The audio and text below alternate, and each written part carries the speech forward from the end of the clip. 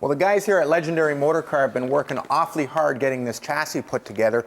And the whole premise of this thing was to make sure that this car looked 100% stock. So we went to Paragon Corvette, and what they've got is some great kits. Every single component you could want for this car in a bag, labeled. Nice and easy to order from, nice pieces when you get it, all concourse correct. NCRS accepts all these pieces, from battery cables to accelerator springs to all the little clips. All the hardware on this car comes in a bag labeled. Nice and easy to put together one of these cars. Now again, the premise of this car was to have it look stock but have some performance.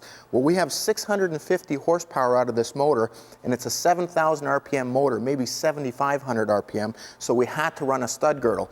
We had to make it look stock, so we cheated a little bit, and this is what we did. We're using a stock valve cover, but underneath that valve cover, we actually have a stud girdle. Now, because that won't fit, what we did is we had a spacer made up, and this spacer is made out of aluminum. It's kind of a neat part. We machined the ends of it so it fits flush to the head, and at first glance, you can't tell. It looks like it's part of the head. Nice little item here.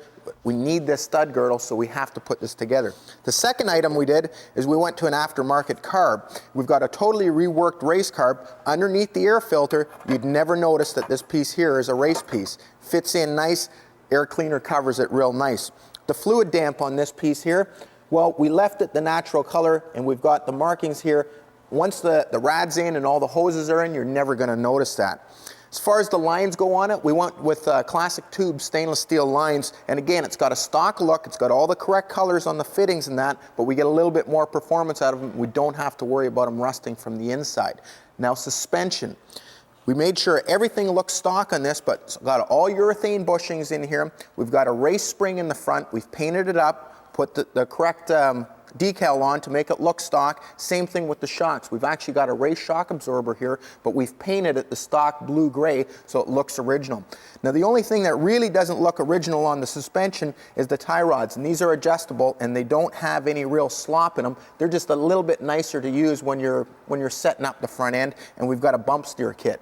If the car ever went to a show, it would take about a half hour to change this back to original, and nobody would be able to tell this front end has been modified, and it's going to work real nice.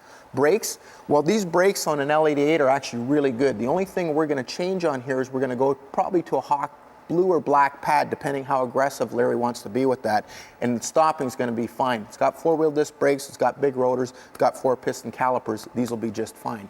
Now, the transmission with 650 horsepower had to be fairly stout. Auto Gear makes an M22 with all brand new gears, brand new bearings, and a little bit of a heavy-duty case that worked really slick for this application and still looks stock. The other thing that's kind of interesting, if you look at some of the detail on the frame, you'll see a lot of the markings, like the date code on that side of the frame and the OK on the front of the frame, upside down. What actually happened, these cars were assembled upside down on the assembly line, and then they were flipped over. So a lot of the markings are actually upside down. Now, the rear suspension is pretty trick on this car as well. Now, what we started with is these weld-in bungs for the toe adjustment. Instead of shimming the trailing arm, which is kind of tough and it's a bit of a pain, now you can screw it in and set it up real easy. Makes it life easier at the racetrack. You can convert it back from street use to race use pretty easily.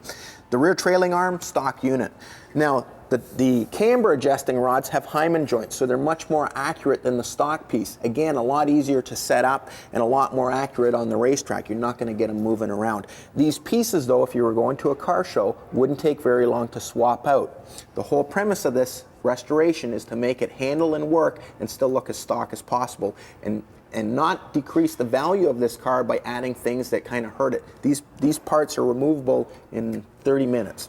The rear leaf spring, it's a race leaf spring, but what we've done is taken apart, put the little pieces in between, and painted it silver blue so it looks like a stock piece. Nobody'd be ever able to tell the difference. Same thing with the shocks. These are race shocks, but we painted them silver blue. Looks stock again. You can also tell the detail on the rear end on this car. It is totally done to NCRS specs, other than, again, these pieces here. We've also, the other thing that we've changed a little bit is we've gone with a solid bushing, again, so the rear end doesn't walk around if you're cornering hard. The whole premise of this restoration is to have it looking stock, but performing maybe twice as good as original.